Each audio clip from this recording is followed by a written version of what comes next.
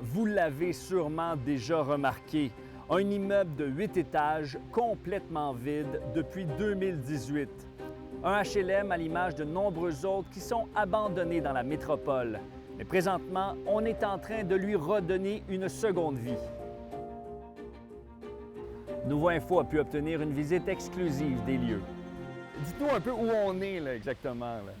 On est aux habitations Terrasse Coursol. C'est un chantier de rénovation majeure où on va refaire complètement l'enveloppe du bâtiment et tout l'intérieur aussi remis à neuf, remis aux normes. On a relogé les locataires en 2018 parce qu'on était confiants de réaliser les travaux dans les prochaines années. Malheureusement, il y a eu des budgets qui n'ont pas été suffisants. Ça faisait longtemps que cette tour-là était vide très quand longtemps. même. Hein? Ouais. Puis c'est frustrant de voir que personne ne pouvait y vivre, j'imagine. Oui, c'est ça. On a multiplié les efforts dans le temps. On a toujours continué, on n'a pas lâché pour essayer de trouver une façon de trouver un financement. Dans les 3 dernières années, on a eu 400 millions là, de budget pour faire des travaux de cette envergure-là ou des travaux d'entretien. Bon, on peut aller visiter un petit peu. On va Bien aller voir sûr. justement le résultat. Allons-y. Où vont vivre plein de familles. Oui, tout à fait.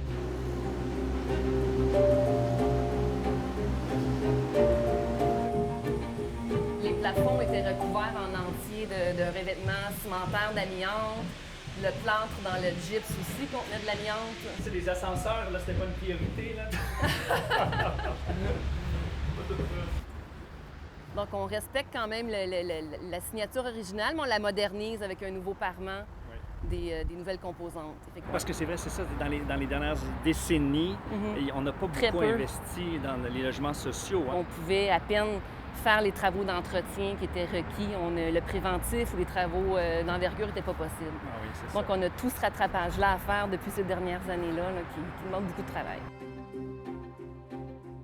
Près d'une porte sur 3 est un HLM ici. Donc, c'est sûr que ça l'amène des défis là, importants. Quand on les rénove, donc on change l'image du quartier, surtout ici où il y a tant d'HLM. Les gens qui habitaient ici en 2018, oui. En 2026, vont revenir ici, certains. Oui, bien, tout le monde a un droit de retour, c'est dans la loi, donc ils ont le droit de revenir.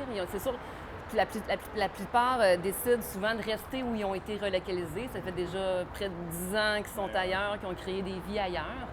Mais ils peuvent tous revenir. On les tient informés, on les rencontre, on les consulte, on valide avec eux des choix et des options quand c'est possible. Donc, ils ont pu bonifier le projet. Les 54 logements vont être livrés l'été prochain dans un quartier fort symbolique qui a vu la naissance des premiers HLM de l'Office d'habitation. C'était ici même en 1969. À Montréal, Étienne Fortin-Gauthier pour Nouveau Info.